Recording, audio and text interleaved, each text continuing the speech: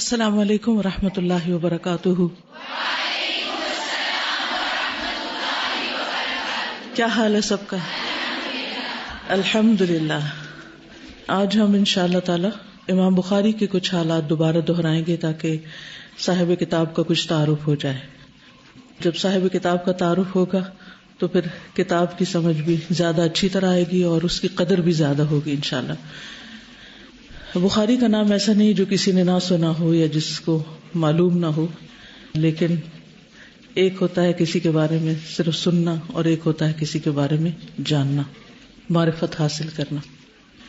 نحمده ونصلی علی رسولہ الکریم، اما بعد فاعوذ باللہ من الشیطان الرجیم، بسم اللہ الرحمن الرحیم، رب اشرح لی صدری ویسر لی امری واحلل عقدۃ من لسانی یفقہوا قولی۔ الحمد للہ کثیرا، الحمد للہ حمدا کثیرا طیبا مبارکا فیہ، سبحان اللہ والحمد للہ ولا الہ الا اللہ واللہ اکبر ولا حول ولا قوة الا باللہ العلی العظیم۔ اللہ اکبر کبیرا والحمد للہ کثیرا وسبحان اللہ بکرۃ واصیلا۔ اللہم انی اعوذ بک من زوال نعمتک وتحول عافیتک وفجاءۃ نقمتک ومن جمیع سخطک۔ اللہم انی اسألک ایمانا لا یرتد ونعیما لا ینفد ومرافقۃ محمد صلی اللہ علیہ وسلم فی اعلی جنۃ الخلد یا ارحم الراحمین۔ اللہم انی اعوذ برضاک من سخطک وبمعافاتک من عقوبتک واعوذ بک منک لا احصی ثناء علیک لا احصی ثناء علیک انت کما اثنیت علی نفسک۔ سبحان اللہ وبحمدہ عدد خلقہ ورضا نفسہ وزنۃ عرشہ ومداد کلماتہ۔ رب اوزعنی ان اشکر نعمتک التی انعمت علی وعلی والدی وان اعمل صالحا ترضاہ وان اعمل صالحا ترضاہ وان اعمل صالحا ترضاہ واصلح لی فی ذریتی انی تبت الیک وانی من المسلمین۔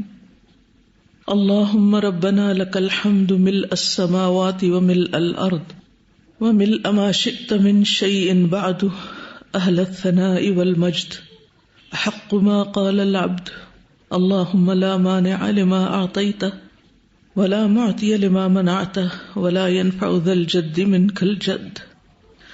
الحمد للہ عدد ما خلق، الحمد للہ ملء ما خلق، الحمد للہ عدد ما فی السماوات والارض، الحمد للہ ملء ما فی السماء والارض، الحمد للہ ملء ما خلق، الحمد للہ عدد ما احصى کتابہ، والحمد للہ ملء کل شیء، والحمد للہ ملء کل شیء۔ رب اعنی ولا تعن علی وانصرنی ولا تنصر علی وامکر لی ولا تمکر علی واہدنی ویسر ہدای الی وانصرنی علی من بغى علی۔ اللہم اجعلنی لک شاکرا لک ذاکرا لک راہبا لک مطواعا الیک مخبتا اواہا منیبا۔ رب تقبل توبتی واغسل حوبتی واجب دعوتی وثبت حجتی واہد قلبی وسدد لسانی واسلل سخیمۃ قلبی۔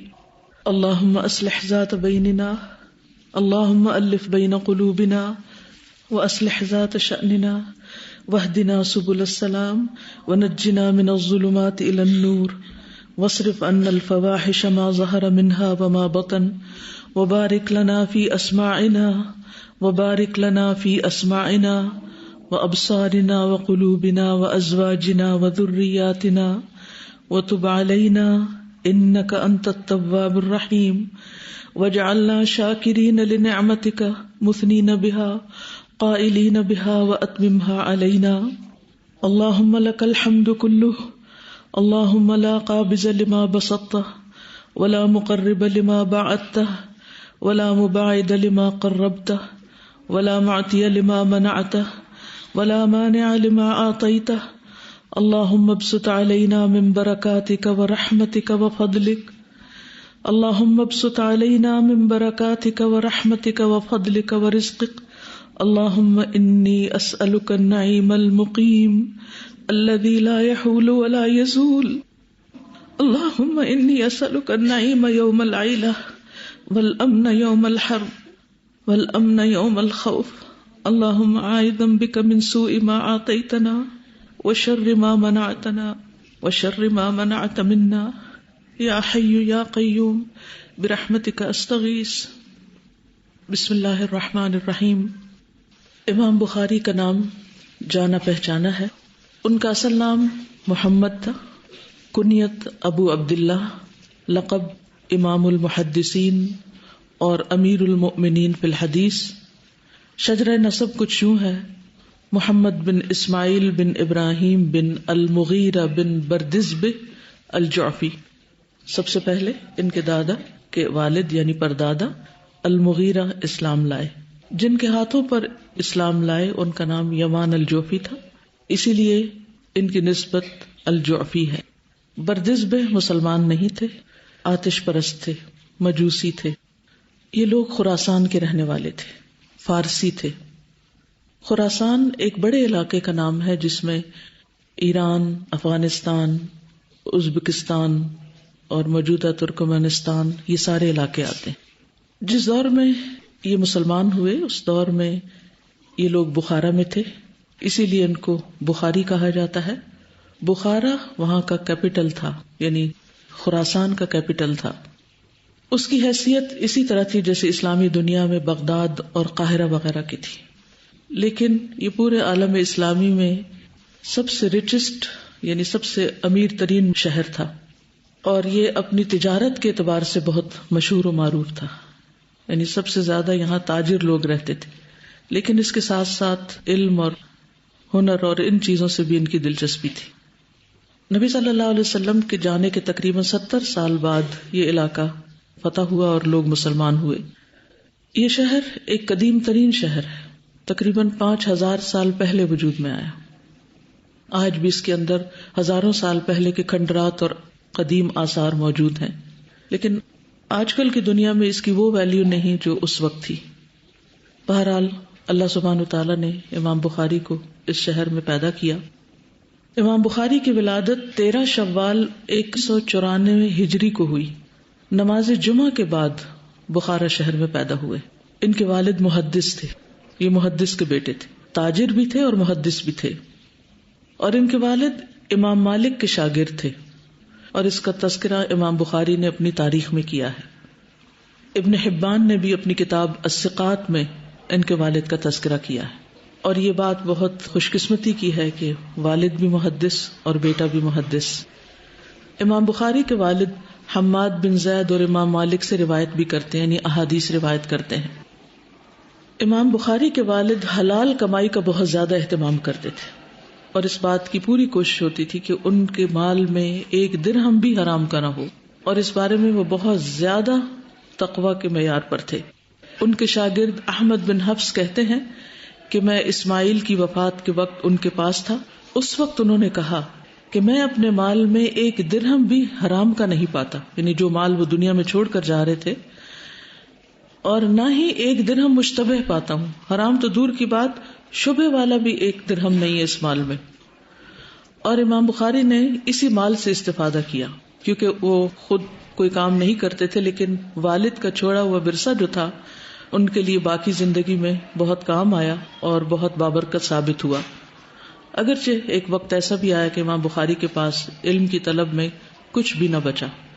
ان کی والدہ بھی بہت نیک خاتون تھی، بہت دعائیں کرنے والی، اللہ سبحانہ وتعالیٰ کے حضور گڑ گڑانے والی، اور بہت متقی اور پارسا خاتون. بہت بچپن میں محمد بن اسماعیل یعنی بخاری کی بصارت چلی گئی، آنکھیں چلی گئیں. والدہ بہت عبادت گزار تھی. تو آپ خود سوچ سکتے ہیں کہ جس ماں کے بچے کی بینائی چلی جائے اس ماں کے دل پر کیا گزر سکتی ہے. اپنے کسی بچے یا چھوٹے بہن بھائی کو ذہن میں رکھ کے یہ بات سوچیے. لیکن یہ بات ذریعہ بنی امام بخاری کی والدہ کے لیے اللہ سبحانہ وتعالیٰ کے اور زیادہ قریب ہونے اور بہت زیادہ دعائیں کرنے کا. انہوں نے یہ دعا بھی مانگی کہ اگر میرے اس بیٹی کی آنکھیں واپس آ جائیں تو میں اسے اللہ کی راہ میں وقف کر دوں گی. اس میں ایک حکمت یہ بھی ہو سکتی ہے کہ جن بچوں کی بینائی نہیں ہوتی ان کے باقی سینسز بہت تیز ہو جاتے ہیں. وہ صرف پھر اپنی آنکھوں سے کام نہیں لیتے, وہ باقی چیزوں سے بھی سیکھنا شروع کر دیتے ہیں. ان کی سماعت اور ان کی حس بہت تیز ہو جاتی ہے.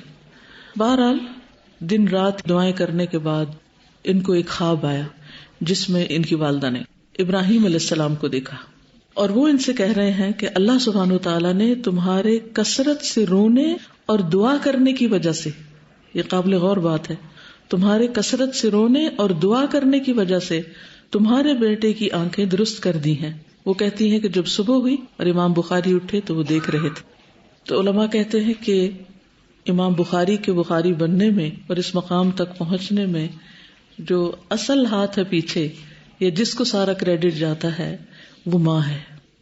تو اس سے اندازہ لگائیے کہ ماں کا رول کتنا بڑا ہوتا ہے. مائیں خود تو امام بخاری نہیں بن سکتی, لیکن ان کی گودوں سے امام بخاری پیدا ہوتے ہیں.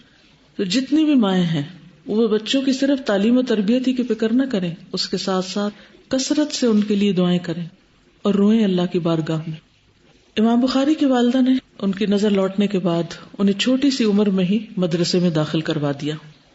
10 سال کی عمر تک وہ اس مدرسے میں رہے اور ہر طرح کا علم حاصل کیا. جب 16 سال کے ہوئے تو ان کو ان کے بھائی کے ہمراہ حج کے لیے لے گئی.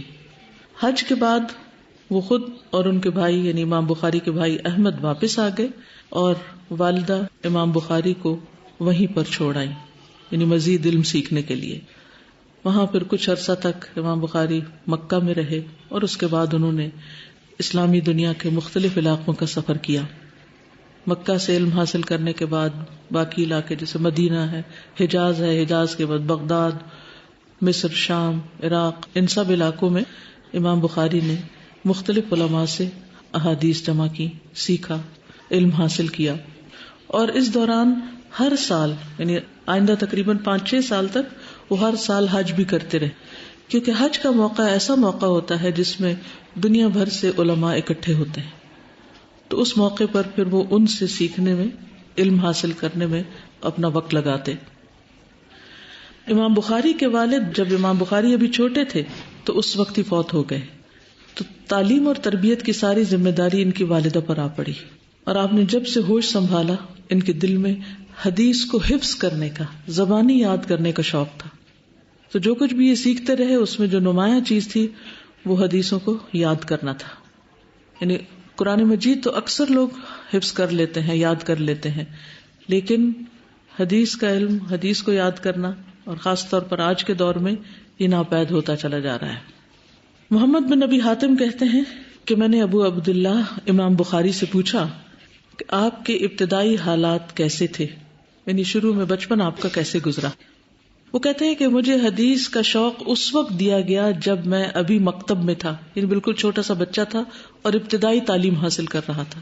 اس وقت مجھے حدیث کا شوق دیا گیا. اس سے کیا بات سیکھنے کو ملتی کہ بچوں کو دینی علوم کا شوق کب سے دینا چاہیے. تو میں نے پوچھا آپ کی عمر اس وقت کیا تھی. انہوں نے کہا 10 سال یا اس سے بھی کم. پھر 10 سال کی عمر کے بعد میں مکتب سے فارغ ہوا, اور اس عمر سے یعنی 10 سال کی عمر سے انہوں نے محدثین کے پاس جانا شروع کیا اور ان کی مجلسوں میں بیٹھنے لگے. ہمارے 10 سال کے بچے کیا کرتے ہیں؟ کیا وہ علماء کی مجالس میں لائے جاتے ہیں؟ وہ کہاں جاتے ہیں, کیا کرتے ہیں؟ ان کو تو چھوڑیے, ہم خود کیا کرتے ہیں. ہمارے دن کا اکثر حصہ, اکثر وقت کس کام میں گزرتا ہے. ہم خود حدیث کی کتابیں کتنی کھولتے ہیں, خود سے پڑھنے کی کتنی کوشش کرتے ہیں, خود سے کتنا جانتے ہیں. اللہ سبحانہ و تعالیٰ نے امام بخاری کو قوت حافظہ بہت دی تھی, فوٹوگرافک میموری تھی. کسی بھی چیز کو حفظ کرنے کے لیے, یاد کرنے کے لیے صرف ایک دفعہ پڑھنا یا سننا کافی تھا, اور وہ اس طرح ازبر ہو جاتی تھی جس طرح کسی کتاب میں لکھی ہوئی ہو, یعنی ان کے حافظے میں اس طرح پرنٹ ہو جاتی تھی چیز. ابو عمر سلیم بن مجاہد کہتے ہیں کہ میں محمد بن سلام بیکندی محدث کے پاس تھا, تو انہوں نے کہا اگر تم اس سے پہلے آتے تو ایک ایسا لڑکا دیکھتے جس کو 70,000 حدیثیں یاد ہیں. 70,000 حدیثیں. محمد بن سلام بیکندی جو ہیں یہ امام بخاری کے استاد ہیں, اور استاد بھی کیسے, ان کو پڑھنے کا کتنا شوق تھا اور لکھنے کا اور علم حاصل کرنے کا. ایک مجلس میں وہ حدیث لکھ رہے تھے استاد سے سن کر, تو اتنے میں ان کا قلم ٹوٹ گیا. تو انہوں نے ایک دم آواز لگائی کہ مجھے 1 دینار میں کون قلم دے گا. تو بہت سے لوگوں نے اپنے قلم ان کی طرف پھینک دی. 1 دینار میں سینکڑوں قلم آ سکتے تھے، لیکن انہوں نے وقت بچانے کے لیے اور اپنے علم کو محفوظ کرنے کے لیے پیسے کو نہیں دیکھا، یہ دیکھا کہ فوری طور پر میں اپنا کام کس طرح جاری رکھ سکتا ہوں. یعنی اس سے پتہ چلتا ہے کہ خود انہیں علم کو سمیٹنے کا، محفوظ کرنے کا، سیکھنے کا کیسا شوق تھا. تو ان کے شاگرد تھے امام بخاری. تو بہرحال وہ کہتے ہیں کہ میں اس کی تلاش میں نکلا، یہاں تک کہ اسے ملا اور کہا تم وہ ہو جو کہتے ہو کہ مجھے 70,000 حدیثیں یاد ہیں. تو امام بخاری نے کہا ہاں، بلکہ اس سے بھی زائد، بلکہ جس حدیث کی نسبت آپ سوال کریں گے، خاص صحابی سے مروی ہو یا تابعی سے یا ان کے اکثر راویوں کی تاریخ پیدائش، تاریخ وفات، جائے سکونت، میں یہ بھی سب بتا سکتا ہوں. یعنی صرف حدیثیں نہیں بتا سکتا، بلکہ اس کے ساتھ ساتھ روایت کرنے والے خاص صحابی ہوں، تابعی ہوں یا ان کے بعد کے لوگ ہوں، ان کے نام، تاریخ پیدائش اور کہاں کے تھے وہ بھی بتا سکتا ہوں. اور میں صحابہ یا تابعین کی حدیث سے جو بھی حدیث روایت کرتا ہوں اس کی ایک اصل ہوتی ہے جس کو میں کتاب اللہ اور سنت رسول صلی اللہ علیہ وسلم سے یاد کرتا ہوں، یعنی ایک طرح سے سمجھ کے یاد کرتا ہوں. حاشد بن اسماعیل کہتے ہیں، یہ ان کے کلیگ ہیں، بیکندی تو ان کے استاد ہیں، لیکن حاشد اچھا نام ہے اگر کسی کو رکھنا ہو. جی، جیسے راشد لکھتے ہیں نا، ایسے حاشد بن اسماعیل بیان کرتے ہیں کہ امام بخاری ہمارے ساتھ حدیث حاصل کرنے کے لیے بصرہ کے شیوخ کے پاس آتے جاتے، حالانکہ وہ ابھی بچے تھے. 16 دن گزر گئے، امام بخاری کے ساتھ ہی لکھتے رہے، لیکن امام بخاری لکھتے نہیں تھے. تو ہم سب نے، یعنی حاشد اور ان کے ساتھیوں نے ان کو بہت ملامت کی کہ تم ایسے ہمارے ساتھ چل دیے اور اپنا وقت ضائع کر رہے ہو، اپنی عمر ضائع کر رہے ہو، نہ کچھ لکھتے ہو نہ کچھ توجہ کرتے ہو. تو امام بخاری نے کہا اپنی کاپیاں لاؤ. وہ کہتے ہیں ہم نے کاپیاں نکالی تو ان میں 15,000 سے زیادہ حدیثیں لکھی ہوئی تھی. امام بخاری نے وہ پڑھنا شروع کر دی اور زبانی سنانا شروع کر دی، اور یہاں تک کہ انہوں نے اپنی کاپیوں کی تصحیح شروع کر دی امام بخاری کی حدیثیں سن سن کر. تو اس سے آپ اندازہ لگا سکتے ہیں کہ اللہ سبحانہ وتعالیٰ نے ان کو حافظہ بھی کیسا دیا تھا. اور یہاں سے مجھے یہ بات سمجھ آتی ہے کہ اللہ تعالیٰ کی پلاننگ کیسی تھی کہ وہ بچپن میں بیمار ہوں، ان کے والد فوت ہو جائیں، ان کی ماں دعائیں کریں، بخار ہو ان کو، وہ نابینا ہو جائیں، پھر ان کی ماں ان کے لیے دعائیں کریں، پھر ان کا حافظہ اتنا زیادہ ہو، اور پھر واقعی ایک جد و جہد کے بعد اور محنت کے بعد اور کوشش کے بعد وہ اس دین کی خدمت کریں. یعنی جب انسان ساری باتیں پڑھ کے تو ان کو بیک ٹریک کرتے ہیں، پیچھے لاتا سارا، یہ سب کچھ ہوا کیسے، کہاں سے شروع ہوا، کیسے ہوا، تو انسان حیران ہو جاتا ہے.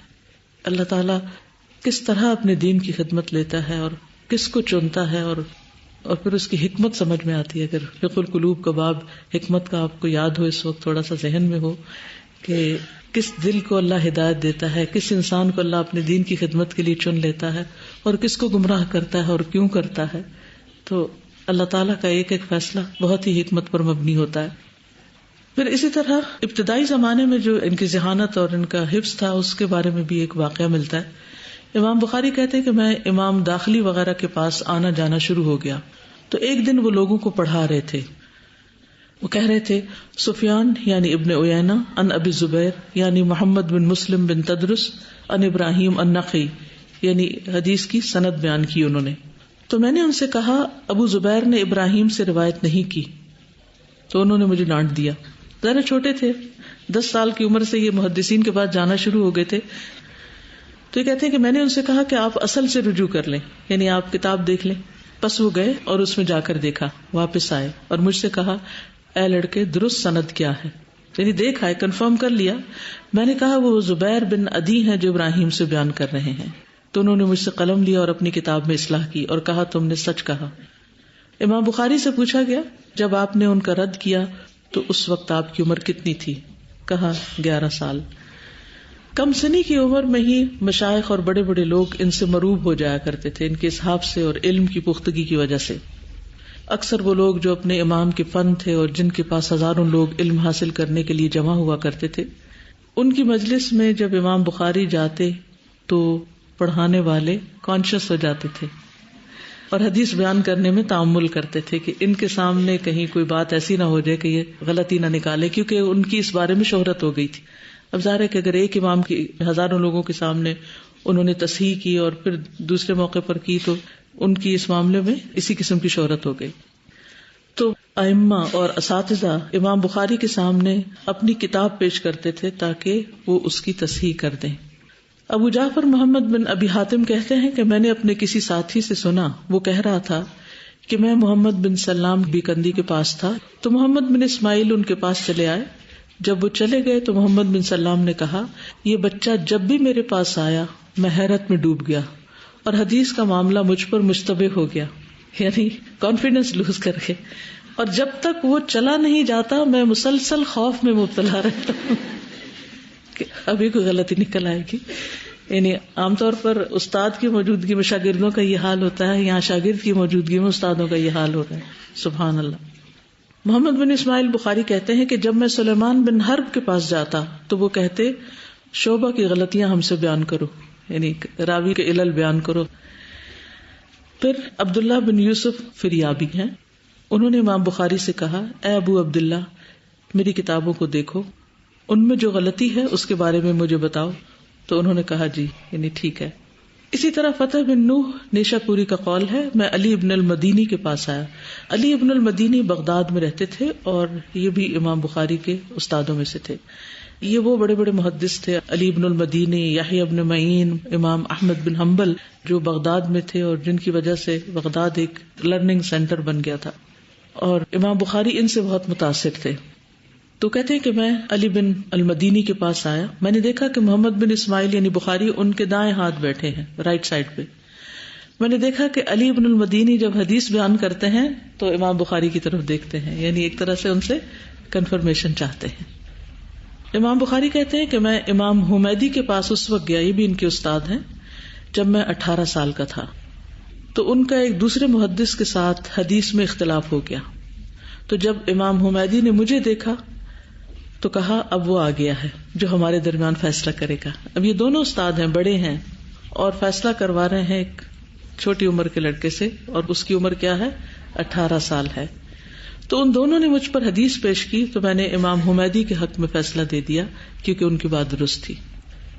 اسی طرح انہوں نے علم حاصل کرنے کے لیے سفر کیے، جیسا کہ پہلے میں نے عرض کیا ہے کہ 16 سال کی عمر میں حج کے لیے گئے تھے اور پھر وہاں جا کر 16 سال تک مسلسل سفر بھی کرتے رہے، علم حاصل بھی کرتے رہے، اور اس کے ساتھ ساتھ صحیح بخاری کو ترتیب دیتے رہے. جب مکہ میں حدیث کا علم حاصل کرنے کے بعد مدینہ گئے تو اس وقت ابھی ٹین ایجر ہی تھے.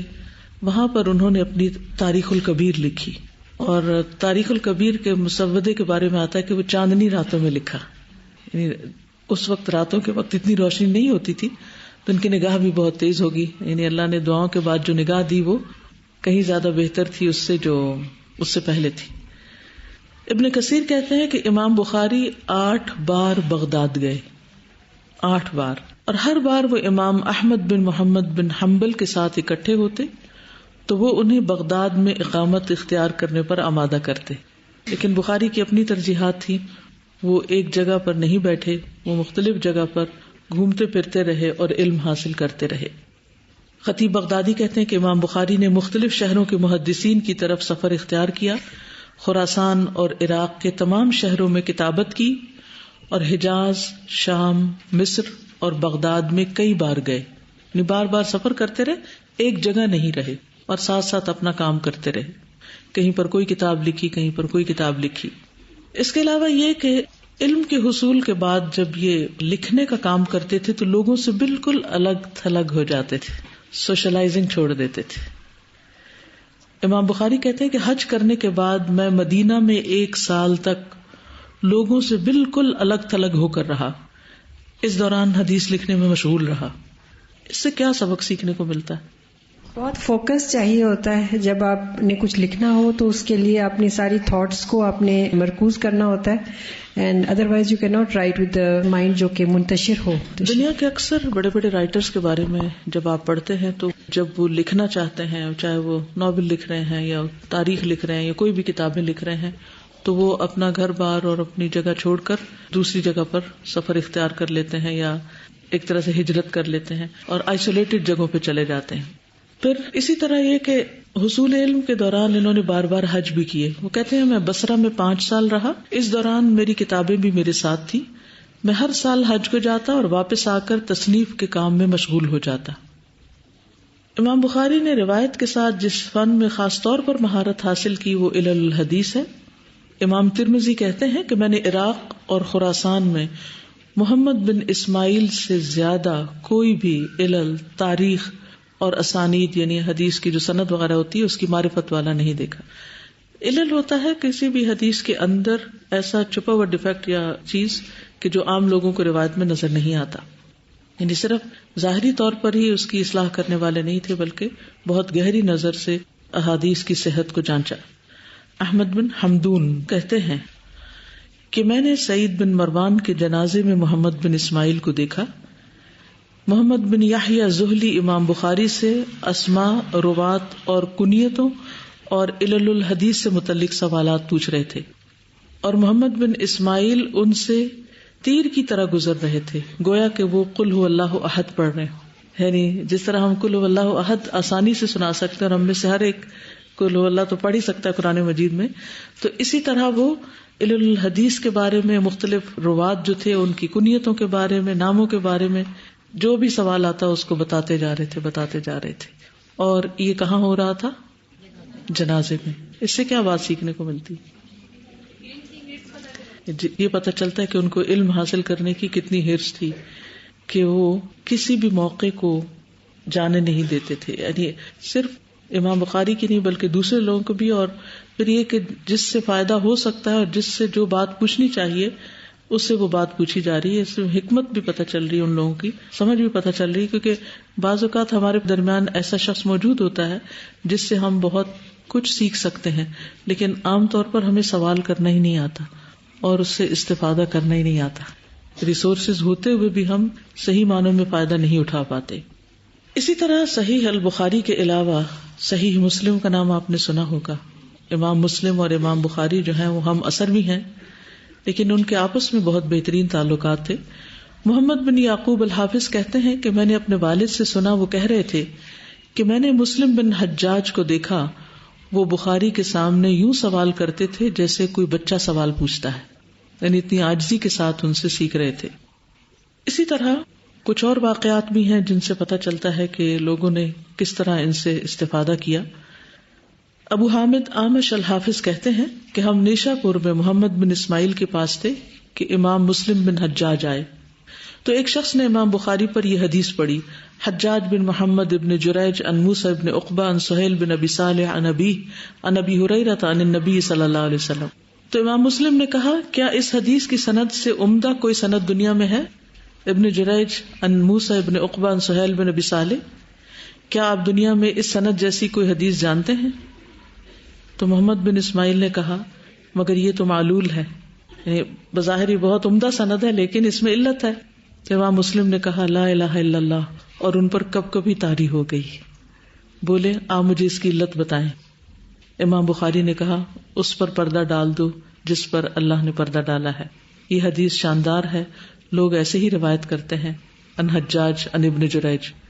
امام مسلم نے ان سے بہت اصرار کیا اور ان کا سر چوما اور قریب تھا کہ رونا شروع کر دیں. تو امام بخاری نے کہا اگر اس کے بغیر کوئی چارہ نہیں تو لکھو. یعنی جب دیکھا کہ بہت زیادہ اصرار ہے کہا حدثنا موسیٰ بن اسماعیل حدثنا موسیٰ بن عقبہ عن عون بن عبداللہ قال قال رسول اللہ صلی اللہ علیہ وسلم، یعنی اصل سند بتائی. تو امام مسلم نے کہا آپ سے وہی شخص بغض رکھے گا جو آپ کا حاسد ہے، یعنی ورنہ باقی سب محبت کریں گے، صرف وہی آپ سے نفرت کریں گے جو آپ سے حسد کرتے ہیں. اور میں گواہی دیتا ہوں، یہ امام مسلم کہہ رہے ہیں، یہ عام بندے کی گواہی نہیں ہے، کسی جاہل کی گواہی نہیں ہے، ایک امام کی گواہی ہے جو یعنی کہ ان کے قریب تر ہے درجے میں، کہ میں نے دنیا میں آپ جیسا کوئی نہیں دیکھا. اسی طرح امام بخاری کے اساتذہ کے بارے میں بھی کچھ جان لینا چاہیے. ان کے اساتذہ کی تعداد بے شمار ہے، ان گنت ہے، یعنی پوری طرح ان کی کاؤنٹنگ نہیں کی جا سکتی. لیکن ان میں سب سے زیادہ مشہور امام احمد بن حنبل جو خود ایک عظیم محدث ہیں اور فقیہ. ان کی کتاب کا کیا نام ہے؟ مسند امام احمد. اسحاق ابن راہوی، یہ بھی بہت بڑے محدث ہیں اور یہ بھی بغداد میں تھے. ان کا کوئی خاص واقعہ یاد ہے؟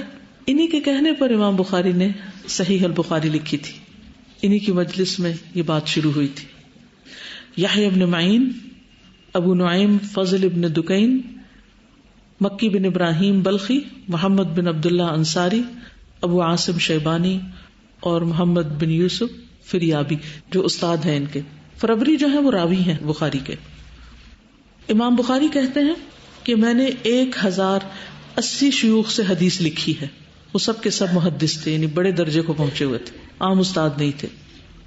اسی طرح امام بخاری کے شاگردوں کی تعداد بھی بے شمار ہے. امام بخاری سے ہر شہر کی کثیر مخلوق نے حدیث حاصل کی ہے. امام نووی کہتے ہیں، امام نووی کی کسی کتاب کا نام بتائیے. ریاض الصالحین. جی آپ پڑھتے ہیں، ہو سکتا ہے کسی دن کوئی آپ سے پوچھے ریاض الصالحین کا مؤلف کون ہے، تو آپ نام نہ آئے تو امام نووی ہے. الاربعون النوویہ جو ہے یہ بھی ان کی کتاب ہے جس کو اللہ سبحانہ وتعالیٰ نے بہت زیادہ قبولیت بخشی. بہرحال وہ کہتے ہیں کہ جہاں تک امام بخاری سے حدیث لینے والوں کا تعلق ہے تو وہ شمار کیے جانے سے کہیں زیادہ ہیں، اور اس سے زیادہ مشہور ہے کہ ان کا تذکرہ کیا جائے. ان کی مجلس میں 20,000 سے زائد لوگ ان سے حدیث لینے کے لیے موجود ہوتے. آج 20,000 لوگ کہاں پائے جاتے ہیں؟ اسٹیڈیمز میں. آج امت مسلمہ کھیل دیکھنے کی شوقین تو ہو گئی ہے، لیکن حدیث سننے کی یا دین کا علم حاصل کرنے کی نہیں، ایون دنیا کا علم حاصل کرنے کے لیے بھی نہیں. تو ان کی ایک ایک مجلس میں 20,000 لوگ بھی ہوتے تھے. مشہور ائمہ جنہوں نے بخاری سے براہ راست سنا ان کے نام ہے امام ابو الحسن، اور صحیح مسلم کے جو مؤلف ہیں مسلم بن حجاج، ابو عیسیٰ الترمذی، ابو عبد الرحمن النسائی. اب یہ جو سنن کے خود اتنے بڑے بڑے مقام کو پہنچے ہوئے ہیں یہ امام بخاری کے شاگرد ہیں. ابو حاتم، ابو زرع، ابو بکر بن خزیمہ، محمد بن عبداللہ متین. امام فربری کہتے ہیں کہ امام بخاری سے 70,000 لوگوں نے صحیح بخاری کا سماع کیا ہے، یعنی 70,000 لوگوں نے ان سے براہ راست حدیث حاصل کی ہے. اور وہ کہتے ہیں کہ اب میرے علاوہ اسے کوئی روایت کرنے والا باقی نہیں رہا. بخاری کی جو روایات ہیں ان میں فربری کی روایت جو ہے بہت مشہور ہے. ان میں فربری کی روایت جو ہے بہت مشہور ہے. ان میں فربری کی روایت جو ہے بہت مشہور ہے. ان میں فربری کی روایت جو ہے بہت مشہور ہے. ان میں فربری کی روایت جو ہے بہت مشہور ہے. ان میں فربری کی روایت جو ہے بہت مشہور ہے. ان میں فربری کی روایت جو ہے بہت مشہور ہے. ان میں فربری کی روایت جو ہے بہت مشہور ہے. ان میں فربری کی روایت جو ہے بہت مشہور ہے. ان میں فربری کی روایت جو ہے بہت مشہور ہے. ان میں فربری کی روایت جو ہے بہت مشہور ہے. ان میں فربری کی روایت جو ہے بہت مشہور ہے. ان میں فربری کی روایت جو ہے بہت مشہور ہے. ان میں فربری کی روایت جو ہے بہت مشہور ہے. ان میں فربری کی روایت جو ہے بہت مشہور ہے. ان میں فربری کی روایت جو ہے بہت مشہور ہے. ان میں فربری کی روایت جو ہے بہت مشہور ہے. کچھ باتیں امام کے اخلاق اور صفات کے بارے میں. ان کا علم اور حافظہ بہت قوی تھا، بہت وسیع تھا. وہ کہتے ہیں کہ مجھے 1,00,000 صحیح احادیث یاد ہیں اور 2,00,000 غیر صحیح احادیث. غیر صحیح سے مراد کیا ہے؟ یعنی کہ جن کی سند میں یا ٹیکسٹ میں کوئی علت پائی جاتی ہے یا کوئی غلطی ہے. ابو بکر کلوادانی کہتے ہیں میں نے محمد بن اسماعیل جیسا کوئی نہیں دیکھا. وہ علم حاصل کرنے کے لیے کوئی کتاب پکڑتے اور اس پر صرف ایک نگاہ ہی ڈالتے اور ایک بار میں ہی احادیث کے اطراف یاد کر لیتے، یعنی صرف ایک نگاہ ڈال کر حدیثیں یاد کر لیتے. جعفر بن محمد قطان کہتے ہیں میں نے محمد بن اسماعیل کو کہتے سنا کہ میں نے 1,000 سے زائد اساتذہ سے احادیث لکھی ہیں اور ان میں سے ہر ایک سے 10,000 سے زیادہ احادیث روایت کی ہیں اور میں بغیر سند کے کوئی حدیث یاد نہیں رکھتا. ہمیں کتنی حدیثوں کی سندیں یاد ہیں؟ ہم ایک حدیث بھی سند کے ساتھ یاد نہیں رکھتے، اور وہ کوئی حدیث بھی سند کے بغیر یاد نہیں رکھتے تھے. اس کی وجہ کیا تھی؟ راتوں کو کم سوتے تھے اور سیکھنے میں، علم حاصل کرنے میں زیادہ مشغول رہتے تھے. محمد بن یوسف کہتے ہیں کہ ایک رات میں امام بخاری کے ساتھ ان کے گھر میں تھا تو میں نے شمار کیا کہ ایک رات میں وہ 18 مرتبہ اٹھے، یعنی سوتے جاگتے سوتے جاگتے. 18 مرتبہ اٹھے، انہوں نے دیا جلایا، وہ چیزیں یاد کرتے اور حاشیے میں لکھتے، پھر رکھ دیتے، پھر اٹھتے، پھر رکھ دیتے. اس کے علاوہ نہایت جفاکش تھے، محنت کرنے والے تھے. جو کام خود کر سکتے تھے اس میں دوسروں سے مدد نہیں لیتے تھے. راتوں کو عبادت بھی کرتے. محمد بن ابی حاتم الوراق کہتے ہیں ابو عبداللہ سحری کے وقت 13 رکعت نماز پڑھتے اور جب بھی وہ اٹھتے تو مجھے نہ جگاتے. میں نے کہا کہ میں آپ کو دیکھتا ہوں آپ اپنے اوپر ہی نماز کی ذمہ داری ڈالتے ہیں, مجھے نہیں جگاتے. تو انہوں نے کہا تم جوان آدمی ہو اور میں تمہاری نیند خراب کرنا پسند نہیں کرتا. ایک تو ان کا حافظہ قوی, دوسری کیا چیز تھی؟ محنت, کم سونا, تیسری چیز کھانے میں سادگی. اور کچھ لکھے یا نہ لکھے, یہ چند عمل کی باتیں اپنے لیے ضرور لکھ لیں. کھانے میں سادگی. ابو الحسن یوسف بن ابی ذر البخاری کہتے ہیں کہ ایک مرتبہ محمد بن اسماعیل بیمار ہو گئے. ان کا قارورہ طبیبوں کو دکھایا گیا تو انہوں نے کہا یہ قارورہ ان عیسائی درویشوں کے قاروروں سے مشابہ ہے جو سالن استعمال نہیں کرتے. تو محمد بن اسماعیل نے ان کی تصدیق کی اور کہا میں نے 40 سال سے سالن نہیں کھایا. تو جب طبیبوں سے پوچھا گیا کہ اس کا علاج کیا ان کی بیماری کا, تو انہوں نے کہا کہ ان کو سالن کھانا چاہیے, سالن ہے اس کا علاج. تو انہوں نے علاج کرانے سے انکار کر دیا, حتیٰ کہ ان کے شیوخ اور دیگر اہل علم نے ان کو مجبور کیا تو انہوں نے روٹی کے ساتھ شکر کھانی منظور کر لی. محمد بن ابی حاتم کہتے ہیں کہ کبھی امام بخاری پر ایسا دن بھی آتا کہ وہ سارے دن میں ایک روٹی بھی نہ کھاتے, یعنی پورے دن میں ایک پوری روٹی بھی نہیں کھاتے تھے. البتہ 2-3 بادام کھا لیتے, یعنی جو دماغ کو طاقت دینے والی چیز ہے, اور اسی قسم کی کوئی چیز. مساجد کا احترام کرنے والے تھے, یعنی عبادت گاہوں, علم, ان چیزوں کا احترام. ابھی یہ پوائنٹس میں دوبارہ پوچھوں گی آپ سے کہ ان کی زندگی سے آپ نے کیا سیکھا ہے, ٹھیک ہے. محمد بن منصور کہتے ہیں کہ ہم ابو عبداللہ بخاری کی مجلس میں تھے کہ ایک شخص نے آپ کی داڑھی سے ایک تنکا نکالا, زمین پہ پھینک دیا. وہ کہتے ہیں میں نے محمد بن اسماعیل کو دیکھا کہ وہ اس کی طرف دیکھتے رہے, تنکے کی طرف, اور لوگوں کی طرف بھی دیکھتے رہے. جب لوگ غافل ہوئے تو انہوں نے اپنا ہاتھ لمبا کر کے اس تنکے کو زمین سے اٹھا لیا اور اپنی آستین میں رکھ لیا. جب وہ مسجد سے نکلے تو میں نے دیکھا کہ انہوں نے اسے زمین پہ پھینک دیا. تو گویا انہوں نے اس چیز سے مسجد کی حفاظت کی جس چیز سے داڑھی کی حفاظت کی جاتی ہے. یعنی جو چیز انہیں اپنی داڑھی میں, اپنے چہرے پہ پسند نہیں آئی, وہ چیز انہیں مسجد میں گری ہوئی بھی پسند نہیں آئی. اتنی باریکی سے چیزوں کو دیکھنا اور ان کا اہتمام کرنا, یہ حقیقی معنوں میں اسی شخص کو نصیب ہوتا ہے جس کے دل کی آنکھیں کھلی ہوئی ہوں. بہت سے لوگوں کی ظاہری آنکھیں کھلی ہوتی ہیں لیکن ان کو ایسی چیزیں نظر نہیں آتی. اور پھر آپ دیکھیے کہ اٹھانے کا انداز بھی کیا ہے کہ جس وقت لوگ غافل ہو گئے اس وقت انہوں نے اٹھا لیا کہ کوئی دیکھ کے اس سے بہت وہ نہ کرے. جرح کرنے میں بہت محتاط تھے. جرح اور جرح میں فرق ہوتا ہے. جرح ہوتا ہے بحث کرنا, اور جرح ہوتا ہے کسی کے بارے میں فیصلہ کرنا, اس پہ حکم لگانا کہ وہ قابل اعتماد نہیں ہے یا کذاب ہے یا وضاع ہے یا کچھ بھی. تو جب یہ کسی راوی کے اوپر جرح کرتے تو ان الفاظ کے ساتھ ہوتی ترکوہ, یعنی لوگوں نے اس کو چھوڑ دیا. انکرہ الناس, لوگوں کے رفر سے لوگوں نے اس کا انکار کیا.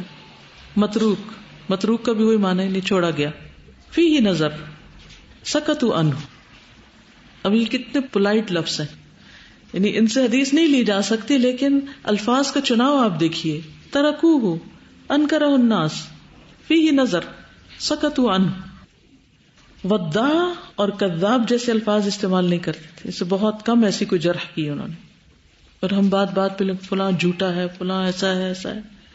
تو لوگ کیسے بھی ہوں لیکن ان پر بھی تبصرہ اور تنقید کرتے ہوئے ہمیں اپنی زبان کو سلامت رکھنا چاہیے اور عدل اور انصاف کے قریب ترین اور محتاط ترین لفظ استعمال کرنے چاہیے. غیبت سے بہت زیادہ بچنے والے تھے. امام بخاری کہتے ہیں جب سے مجھے پتا چلا کہ غیبت حرام ہے میں نے کسی کی غیبت نہیں کی. وہ کہا کرتے تھے مجھے امید ہے کہ میں اللہ سے اس حال میں ملوں گا کہ وہ کسی کی غیبت کرنے پر میرا مواخذہ نہیں کرے گا, کبھی کی ہی نہیں کسی کی. امام بخاری نے ایک روز ابو معشر نابینا محدث سے کہا اے ابو معشر مجھے معاف کر دیجئے. تو انہوں نے کہا کس بات پر؟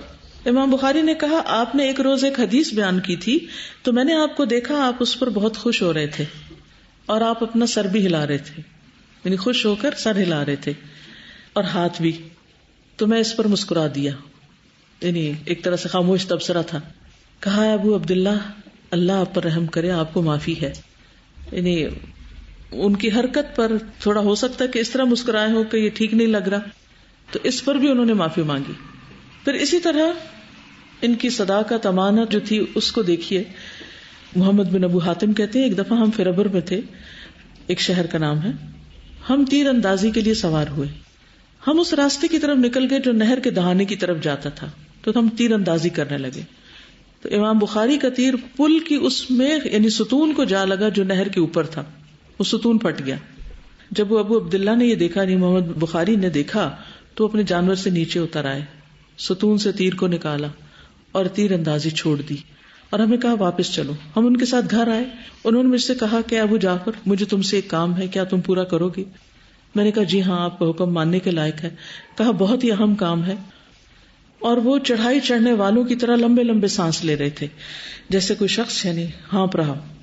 انہوں نے کہا ان کو جو ہمارے ساتھ تھے، تم ابو جعفر کے ساتھ جاؤ، یہاں تک کہ تم بھی اس کام میں اس کی مدد کرو جس کا میں نے اس سے مطالبہ کیا۔ میں نے کہا وہ کیا کام ہے؟ انہوں نے کہا کیا تم ضمانت دیتے کہ اس کو پورا کرو گے؟ میں نے کہا ہاں سر، آنکھوں پر۔ کہا کہ تم اس پل کے مالک کے پاس جاؤ، ان سے کہو ہم نے ستون میں خرابی ڈال دی ہے، ہم چاہتے ہیں کہ آپ ہمیں اجازت دیں کہ اس کی جگہ پر بدل کر کچھ اور لگا دیں، یا آپ اس کی ہم سے قیمت لے لیں، اور جو ہم سے غلطی ہوئی ہے اس پر آپ ہمیں معاف کر دیں۔ مالک دیکھ نہیں رہا، اچانک ہی جا تیر لگا ہے، خرابی ہو گئی ہے، اور مالک کو ڈھونڈ کر لوگوں کو ذمہ داری دے کے اس کو ریپلیس کروا رہے ہیں۔ اگر ہم سے کسی کی چیز ٹوٹ جائے، خراب ہو جائے، تو ہم کیا کریں گے؟ اس کو ڈھانک چھپا کے واپس آ جائیں گے یا بھاگ نکلیں گے وہاں سے۔ تو اس پل کا جو مالک تھا فربری، اس نے مجھ سے کہا ابو عبداللہ کو میری طرف سے سلام پہنچاؤ اور انہیں کہہ دو آپ سے جو کوتاہی ہوئی ہے وہ آپ کو معاف ہے، اور کہا میری تمام ملکیت آپ پر فدا ہے اگرچہ یہ کم ہے۔ میں نے کہا میں اپنے آپ کو جٹلاتا ہوں کہ ایسا کام نہیں ہوا کہ آپ نے ایسی درخواست کی ہے، مگر یہ میں پسند نہیں کرتا کہ آپ ایک ستون کے بارے میں یا میری ملکیت کی کسی چیز میں مجھ سے جھجک کھائیں۔ یعنی امام بخاری میرے بارے میں مجھ سے جھجکیں، تو کہتے میں نے جا کے ان کا پیغام ان کو دیا، ان کا چہرہ چمک اٹھا، روشن ہو گیا اور خوشی کا اظہار کیا۔ اور اس دن انہوں نے اجنبی لوگوں کو 500 حدیثیں سنائیں اور 300 درہم صدقہ کیے، اس خوشی میں کہ ان کو معافی مل گئی، اور مالک نے ان کے بارے میں اچھے خیالات کا اظہار کیا۔ اب دیکھیے کہ صرف علم حاصل کرنا، سیکھنا، یہ سکھانا کافی نہیں ہوا کرتا، اس کے ساتھ ساتھ وہ کردار، وہ صفات، وہ اخلاق بھی ضروری ہوتا ہے کہ جو اس کو آگے بڑھاتا ہے۔ کہتا ہے کہ الیہ یصعد الکلم الطیب والعمل الصالح یرفعہ، الیہ یصعد الکلم الطیب۔ کلم الطیب کیا ہے؟ قرآن ہے، حدیث ہے، اچھی باتیں ہیں، یہ جب ہم کرتے ہیں، سیکھتے ہیں، سکھاتے ہیں تو یہ اوپر جاتے ہیں نا اللہ تعالیٰ کے پاس۔ لیکن قبولیت کیسے ہوتی ہے ان کی؟ یہ کب قبول ہوتے ہیں؟ والعمل الصالح یرفعہ، عمل صالح ان کو اوپر تک لے کے جاتا ہے۔ اچھا آپ سوچ رہے ہوں گے کہ امام بخاری کا تیر چلانے سے کیا کام؟ اصل میں وہ جو حدیث سنتے تھے، سیکھتے تھے، اس کو بیان کرنے سے پہلے اس پر عمل کرتے تھے۔ تو جب انہوں نے تیر اندازی کے بارے میں حدیث سنی تو انہوں نے تیر اندازی سیکھی اور تیر اندازی کی، تو اس طرح وہ تیر اندازی کے بھی ماہر ہو گئے۔ تو یہی ہے العمل الصالح یرفعہ، کہ آپ کسی کو بتانے سے پہلے اس پر خود عمل کر لیں۔ اسی طرح اپنے کردار کی حفاظت کرنے والے بھی تھے۔ ایک دفعہ علم کے سلسلے میں دریا کا سفر کیا، جہاز پر سوار ہوئے، تو آپ کے پاس 1000 اشرفیاں تھیں۔ ایک شخص نے جہاز والوں سے امام بخاری کی خدمت کرنے کا اظہار کیا کہ میں آپ کی خدمت کرتا ہوں اور آپ کے ساتھ بہت اچھا تعلق رکھا۔ اس خدمت کی وجہ سے امام بخاری کا میلان بھی اس کی جانب ہو گیا، تو آپ نے اس کو خبر دے دی کہ میرے پاس 1000 اشرفیاں ہیں۔ تو اس شخص کو جو خدمت کرنے والا تھا اس کی نیت خراب ہو گئی، تو ایک دن وہ اٹھا اور رونا چیخنا شروع کر دیا، میری 1000 اشرفیاں گم ہو گئی۔ تو لوگوں نے سارے جہاز والوں کی تلاشی لینے شروع کر دی۔ تو امام بخاری کی باری آئی تو اس سے پہلے انہوں نے وہ اشرفیاں دریا میں پھینک دی، کسی سے بھی اشرفیاں نہیں نکلی، تو لوگوں نے اسی کو برا بھلا کہنا شروع کر دیا۔ تو جب وہ سمندر یا جہاز سے باہر نکلے تو ان سے پوچھا وہ تمہاری اشرفیاں کا کیا ہو؟ تو انہوں نے کہا کہ میں نے تو وہ دریا میں پھینک دی تھی۔ تو پوچھا اتنی بڑی رقم ہو تم نے دریا میں پھینک دی؟ کہا کہ کیا تم نہیں جانتے کہ میری عمر رسول اللہ صلی اللہ علیہ وسلم کی حدیثوں کی طلب میں ختم ہو گئی اور میری ثقافت دنیا میں مشہور ہے، میرے لیے چوری کا الزام اپنے اوپر لینا کس طرح مناسب تھا؟ کیا جس دولت کو میں نے تمام عمر میں حاصل کیا اس کو چند اشرفیوں کی وجہ سے کھو دیتا، یعنی اشرفیاں بچا لیتا اور اپنے کردار کو خراب کر دیتا؟ اس طرح انہوں نے یعنی بہترین اخلاق اور کردار کا مظاہرہ کرتے ہوئے اس علم کی خدمت کی۔ تو ہم سب طالب علموں کو، معلموں کو ان چیزوں کا خیال رکھنے کی ضرورت ہے۔ اسی طرح حصول علم میں بڑی قربانیاں بھی دیں. امام بخاری کہتے ہیں کہ میں آدم بن ابی ایاس کے پاس گیا، ان کے بخاری کے استاد تھے، تو میرا زاد راہ ختم ہو گیا. میں نے گھاس کھانا شروع کر دی اور اس کے بارے میں کسی کو نہیں بتایا. جب تیسرا دن ہوا تو ایک آدمی میرے پاس آیا، میں اسے نہیں جانتا تھا. اس نے دیناروں کی ایک تھیلی مجھے دی اور کہا اسے اپنے اوپر خرچ کرو. اور اس طرح کے اور واقعات بھی ہیں. امام بخاری کہتے ہیں کہ کبھی ایسا نہیں ہوا کہ جب میرا زاد راہ ختم ہو گیا ہو تو مجھے کہیں غیب سے مدد نہ آئی، یعنی کہیں نہ کہیں سے کچھ نہ کچھ اللہ تعالیٰ مجھے فراہم کر دیتا تھا. بہت سے محدثین نے امام بخاری کے بارے میں جو کچھ کہا ہے وہ بھی قابل ذکر ہے. قتیبہ بن سعید کہتے ہیں کہ میں فقہا، زاہدوں اور عبادت گزاروں کی مجلس میں بیٹھا، جب سے میں نے ہوش سنبھالا میں نے محمد بن اسماعیل جیسا کوئی نہیں دیکھا. وہ اپنے دور میں ایسے ہیں جیسے صحابہ کے دور میں عمر تھے. اگر امام بخاری صحابہ میں سے ہوتے تو ایک نشانی ہوتے. اسی طرح اسحاق ابن راہویہ کہتے ہیں ایک دفعہ ممبر پہ بیٹھے ہوئے تھے، امام بخاری بھی تھے.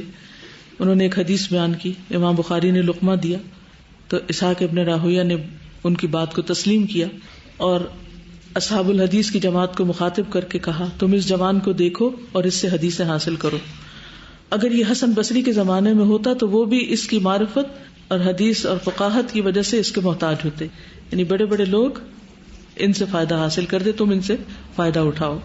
نعیم بن حماد کہتے ہیں کہ محمد بن اسماعیل اس امت کے فقیہ ہیں. امام بخاری کہتے ہیں علی بن المدینی کے بارے میں کہ میں نے اپنے آپ کو علی بن مدینی کے علاوہ کسی کے پاس چھوٹا نہیں سمجھا. یعنی علی بن المدینی سے وہ بہت متاثر تھے. اور علی بن المدینی کہتے ہیں ان کی بات چھوڑ دو کیونکہ انہوں نے اپنے جیسا کسی کو نہیں پایا. اسی طرح امام مسلم آپ کے پاس اور کہنے لگے کہ مجھے چھوڑ دے، میں آپ کے قدم چوموں، اے استادوں کے استاد، محدثین کے سردار اور حدیث کی علتوں کے طبیب. پھر اسی طرح یہ بات تو بہت سے لوگوں نے کہی کہ ان جیسا کسی کو نہیں پایا. انہوں نے خود بھی اور کئی اور لوگوں نے ایک بڑا اہم خواب دیکھا تھا کہ نبی صلی اللہ علیہ وسلم چل رہے ہیں اور جہاں جہاں وہ قدم رکھتے ہیں تو امام بخاری اسی جگہ قدم رکھتے ہیں. اسی طرح امام بخاری نے اور خواب بھی دیکھا تھا کہ وہ نبی صلی اللہ علیہ وسلم کے اوپر سے مکھیاں ہٹا رہے ہیں. تو اس کی تعبیر یہ بتائے گی کہ آپ سے منسوب جو جھوٹی احادیث ہیں یا غلط احادیث ہیں ان کو الگ کریں گے، دور کریں گے. جب ان کی وفات ہوئی امام بخاری کی تو عبد الواحد نے یہ خواب دیکھا تھا، عبد الواحد الطواویسی نے، کہ میں نے خواب میں دیکھا کہ نبی صلی اللہ علیہ وسلم کھڑے ہیں اور میں نے آپ سے پوچھا آپ یہاں کیوں کھڑے ہیں؟ تو انہوں نے کہا کہ میں محمد بن اسماعیل کے انتظار میں کھڑا ہوں. اور چند ہی دن گزرے کہ پھر امام بخاری کی وفات ہو گئی. اور وہ کہتے ہیں کہ یہ اسی وقت کا خواب ہے جب میں نے ان کو دیکھا. تو بہرحال امام بخاری کی یہ کتاب اور پھر اس کے علاوہ کچھ اور کتابیں بھی، التاریخ الکبیر، التاریخ الاوسط، التاریخ الصغیر، الجامع الکبیر، کتاب الضعفاء الصغیر، خلق افعال العباد، کتاب الہبہ، الادب المفرد، جزء رفع الیدین، جزء القراءۃ خلف الامام وغیرہ. اور جب امام بخاری کا سارا کام مکمل ہو گیا، اپنے علاقے میں واپس گئے تو وہاں کے کچھ لوگوں نے حسد کی بنا پر آپ کی زندگی تنگ کر دی. تو اس پر انہوں نے دعا کی کہ اللہ زمین وسیع ہونے کے باوجود مجھ پہ تنگ ہو گئی ہے، مجھے اپنے پاس واپس بلا لے. 1 مہینہ بھی نہ گزرا تھا کہ دعا قبول ہو گئی. 65 سال کی عمر میں وفات پائی. انا للہ و انا الیہ راجعون. وفات کے وقت آپ کے جسم سے برابر پسینہ جاری تھا. دفن کے بعد قبر سے بہت تیز خوشبو پھیلی اور سب لوگوں نے اس کو محسوس کیا. وفات سے پہلے انہوں نے وصیت کی کہ مجھے 3 کپڑوں میں دفنایا جائے جس میں نہ کرتا ہو نہ امامہ. کتاب صحیح البخاری کا تعارف. صحیح بخاری کا پورا نام الجامع المسند الصحیح المختصر من امور رسول اللہ صلی اللہ علیہ وسلم وسننہ وایامہ. یہ کتاب کا نام. کتاب کا نام ہی یاد ہو جائے تو بڑی بات. الجامع یعنی کمپریہنسو، جمع کرنے والی. المسند یعنی جس کی سند ملتی ہے. الصحیح جس کی ساری احادیث صحیح ہیں اور صحیح کے بھی اعلیٰ معیار پر ہیں. امام بخاری نے صحیح بخاری کے علاوہ بھی کتابیں لکھی، مثلا الادب المفرد. بخاری کے اندر بھی کتاب الادب ہے لیکن الادب المفرد میں مختلف حدیثیں ہیں، وہ بھی صحیح ہیں، لیکن جو معیار صحیح بخاری میں حدیث کے انتخاب کا ہے وہ الادب المفرد کا نہیں ہے. المختصر یعنی اختصار بھی ہے کتاب میں. من امور رسول اللہ صلی اللہ علیہ وسلم، رسول اللہ صلی اللہ علیہ وسلم کے امور سے متعلق، وسننہ اور آپ کی سنتوں سے متعلق، وایامہ اور آپ کے ایام یعنی دنوں، آپ کی زندگی جس میں ہر طرح کے کام اور خصوصاً غزوات وغیرہ شامل ہیں، ان سب چیزوں سے متعلق. تفصیلات ہیں اس کتاب میں. صحیح بخاری کی تالیف کا سبب، امام بخاری کہتے ہیں کہ ہم لوگ اسحاق ابن راہویہ کی خدمت میں حاضر تھے تو انہوں نے کہا کاش تم لوگ رسول اللہ صلی اللہ علیہ وسلم کی صحیح حدیثوں سے ایک مختصر کتاب تیار کر لیتے، یعنی آپ کی صحیح احادیث کا انتخاب کر کے اس میں سے ایک مختصر کتاب تیار کرتے. امام بخاری کہتے ہیں کہ یہ بات میرے دل میں بیٹھ گئی اور میں نے الجامع الصحیح کے لیے جمع کرنا شروع کر دیا. اسی سے پھر انہوں نے اس کا نام الجامع المسند الصحیح المختصر بھی ساتھ رکھا، کیونکہ استاد کی خواہش یہ تھی کہ کتاب مختصر ہو، سب لوگ استفادہ کر سکیں. اسی طرح امام بخاری رحمۃ اللہ علیہ کہتے ہیں کہ میں نے خواب میں دیکھا کہ نبی صلی اللہ علیہ وسلم کے سامنے کھڑا ہوں، میرے ہاتھ میں ایک پنکھا ہے جس سے میں آپ صلی اللہ علیہ وسلم سے مکھیاں اڑا رہا ہوں. میں نے بعض تعبیر کرنے والوں سے اس کے بارے میں پوچھا تو انہوں نے مجھ سے کہا کہ تم ان سے جھوٹ کو ہٹاؤ گے، یعنی جھوٹی احادیث جو آپ صلی اللہ علیہ وسلم سے منسوب کر دی گئی ہیں تم ان کو الگ کر دو گے. تو اس بات نے مجھے الجامع الصحیح لکھنے پر ابھارا، یعنی ایک موٹیویشن یہ بھی تھی. تصنیف کی مدت یعنی کتنے عرصے میں کتاب لکھی گئی؟ 16 سال میں، 16 years. اور اس میں انہوں نے صرف صحیح روایات کا ہی چناؤ کیا. امام بخاری خود کہتے ہیں کہ میں نے اپنی کتاب الجامع میں صرف صحیح احادیث ہی درج کی ہیں. صحیح بخاری لکھتے وقت امام بخاری طہارت کا اہتمام کرتے، نفل نماز کا اہتمام کرتے. امام بخاری کہتے ہیں میں نے اس کتاب میں ہر حدیث سے پہلے اللہ تعالی سے استخارہ کیا اور 2 رکعت نماز پڑھی، یعنی اپنی طرف سے ساری محنت کوشش کرنے کے بعد چھان پٹک کر کے اپنے مطلوبہ معیار پر حدیث لانے کے بعد بھی جب لکھی جب اللہ تعالیٰ سے مشورہ کر لیا، اور 2 رکعت نماز پڑھی اور حدیث صحیح ہونے کا پورا یقین حاصل کیا. اور کہتے ہیں کہ میں نے اپنی کتاب الصحیح میں ہر حدیث سے پہلے غسل کیا اور 2 رکعت نماز پڑھی. پھر کتاب لکھنے کے لیے بابرکت جگہ کا انتخاب کیا، یعنی پاک رہنا یا طہارت سے رہنا اگر پاسبل ہو تو جتنا بھی انسان اہتمام کر سکے اتنا ہی کم ہے. اور اگر علم کی مجلس میں انسان طہارت کے ساتھ ہو تو سیکھنے اور سکھانے کی بات ہی کچھ اور ہے، یعنی انسان کی جو ذہنی صلاحیتیں ہیں اور جو اس کی قوت عمل ہے وہ کہیں زیادہ بڑھ جاتی ہے. پھر بابرکت جگہ کا انتخاب، یعنی کام کرنے کے لیے اپنی کنڈیشن بھی اچھی اور اس کے ساتھ ساتھ جگہ بھی اچھی ہو. امام بخاری رحمہ اللہ نے اس کی تصنیف، ترتیب اور ابواب کی ابتدا مسجد حرام میں کی، یعنی سناپسس جو ہیں پورا نقشہ کہاں تیار کیا؟ مسجد حرام میں، مکہ میں. اور اس کے تراجم رسول اللہ صلی اللہ علیہ وسلم کی مسجد میں روضہ مبارک کے پاس بیٹھ کر لکھے. تراجم کیا ہے انشاءاللہ کتاب پڑھاتے ہوئے میں جگہ بتاؤں گی کہ کس کو ترجمہ کہتے ہیں. اور ہر ترجمے سے قبل 2 رکعت نماز پڑھتے. امام بخاری کی یہ کتاب نہ صرف یہ کہ احادیث کی کلیکشن ہے بلکہ اس میں بہت سے ایسے حکمت کے پہلو نکلتے ہیں کہ جن کو پڑھ کر انسان حیران ہو جاتا ہے. خصوصاً جو ابواب انہوں نے باندھے ہیں ان سے پورے مسائل اخذ کیے جاتے ہیں. امام بخاری کا تعلق کسی خاص مذہب سے نہیں تھا، اگرچہ بعض لوگوں نے ان کو شافعی یا حنبلی بتانے کی کوشش کی ہے کیونکہ وہ خود اس مذہب سے تعلق رکھتے تھے. تو چونکہ امام احمد بن حنبل سے ان کی ملاقات ہوئی اور امام احمد بن حنبل کا مذہب بھی حدیث کے بہت قریب ہے تو انہوں نے ان کو حنبلی کہا اور بعض نے شافعی کہا. لیکن حقیقت یہ ہے کہ امام بخاری اپنی ذات میں ایک مذہب تھے، ان کی اپنی فقہ ہے. تو بخاری کی فقہ ان کے تراجم میں ہے، یعنی حدیث لکھنے سے پہلے اوپر جو انہوں نے مسئلہ اخذ کیا ہوتا ہے یا باب یا عنوان باندھا ہوتا ہے اس کے اندر بات سمجھ میں آتی ہے کہ یہ حدیث یہاں پر خاص طور پر کیوں لائیں. بعض اوقات حدیث کا صرف ایک حصہ لاتے ہیں، آغاز یا درمیان کا حصہ یا بعد کا حصہ، اور بعض اوقات پوری حدیث لاتے ہیں، بعض اوقات کسی کا قول لاتے ہیں. صحیح بخاری میں احادیث کی تعداد جو ہے یہ ابن صلاح اور نووی کے مطابق 7275 ہے ریپیٹیشن کے ساتھ، اور اگر ریپیٹیشن یا مقررات کو ہٹا دیا جائے تو تعداد 4000 بنتی ہے. پھر اسی طرح صحیح بخاری کو بہت زیادہ قبولیت حاصل ہوئی اس کی صحت کی وجہ سے. امام نووی کہتے ہیں کہ علماء رحمہم اللہ کا اجماع ہے کہ قرآن عزیز کے بعد سب سے صحیح ترین کتاب بخاری اور مسلم ہے، اور امت نے انہیں تلقی بالقبول کیا ہے. تلقی کا ہوتا ہے کہ لینا، اخذ کرنا، اور قبول یعنی قبولیت کے ساتھ ایکسپٹ کیا اس کو.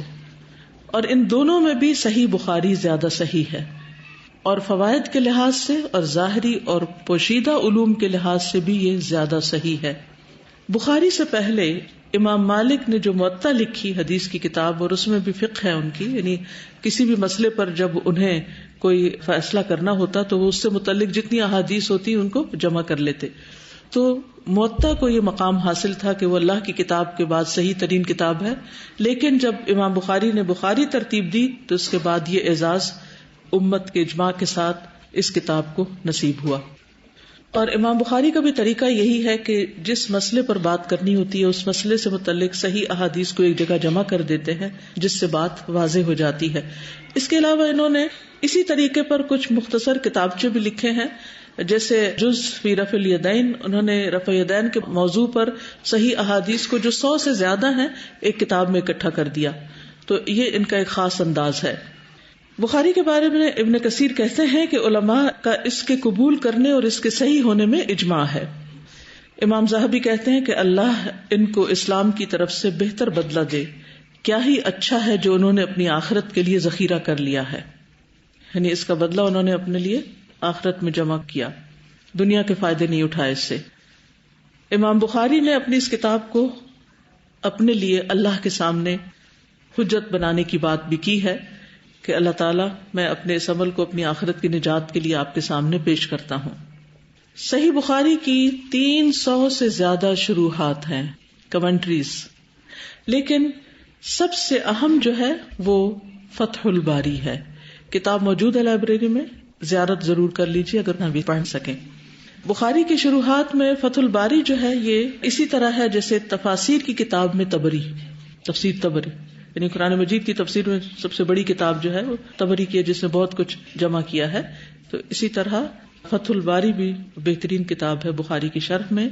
اور ایک موقع پر جب کسی کو کہا گیا کہ وہ بخاری کی شرح لکھیں تو انہوں نے کہا لا ہجرت بعد الفتح، کہ فتح کے بعد پھر ہجرت نہیں ہوتی، یعنی اس کتاب کی مجھے اب مزید کمنٹری لکھنے کی ضرورت نہیں کیونکہ فتح الباری لکھی جا چکی ہے. اسی طرح ابن بطال کی شرح ہے شرح صحیح البخاری، پھر کرمانی کی شرح ہے الکواکب الدراری شرح صحیح البخاری، پھر التنقیح لالفاظ الجامع الصحیح بدر الدین زرکشی کی کتاب ہے، پھر عمدۃ القاری شرح صحیح البخاری، پھر ارشاد الساری لشرح صحیح البخاری یہ قسطلانی کی شرح ہے. اس کے علاوہ بہت شروحات کے نام آپ کو کتابوں میں مل جائیں گے، اس وقت ان کی تفصیل میں جانے کی ضرورت نہیں. بتانا یہ مقصود تھا کہ اس کتاب کو کتنی قبولیت حاصل ہوئی.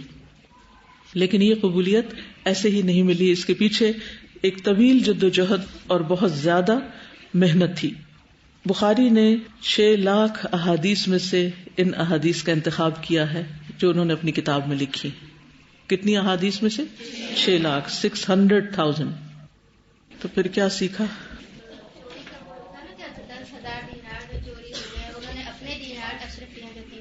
دریا میں بہا. اور دینار سونے کا سکہ ہوتا ہے، اور یہ ان کی پوری زندگی کی بچت تھی، کل قیمت یعنی ساری ان کے جو جمع پونجی جسے کہتے ہیں. جی، دین کی وجہ سے جو ان کو مقام حاصل ہوا تھا اور جو بھروسہ حاصل ہوا تھا اس کی حفاظت انہوں نے کس طرح سے کی. بالکل. تو ہم تو کچھ بھی نہیں ہے، لیکن جو ہم علم حاصل کرتے ہیں ہمیں ایک اعتماد ملتا ہے لوگوں کی نظر، اس کو ویلیو کرنا چاہیے، اس کو ویلیو کرنا چاہیے کہ چھوٹی چھوٹی باتوں پہ ہم اس کو گنوا دیتے ہیں. بالکل. آپ سادہ میں سوچ رہی تھی کہ اسٹوڈینٹس تو بہت سارے تھے، لیکن وہ ایسے اسٹوڈینٹ تھے جنہوں نے اپنی استاد کی خواہش کو پورا کیا، اور وہ آج ہمارے ہاتھوں میں بخاری کی صورت میں.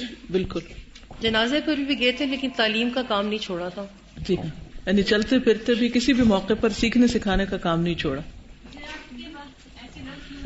یعنی انتہائی برا اور جرح کے وقت بھی یعنی جو لوگ واقعی تنقید کے قابل تھے ان کے بارے میں بھی بات کرتے ہوئے بہت احتیاط برتی.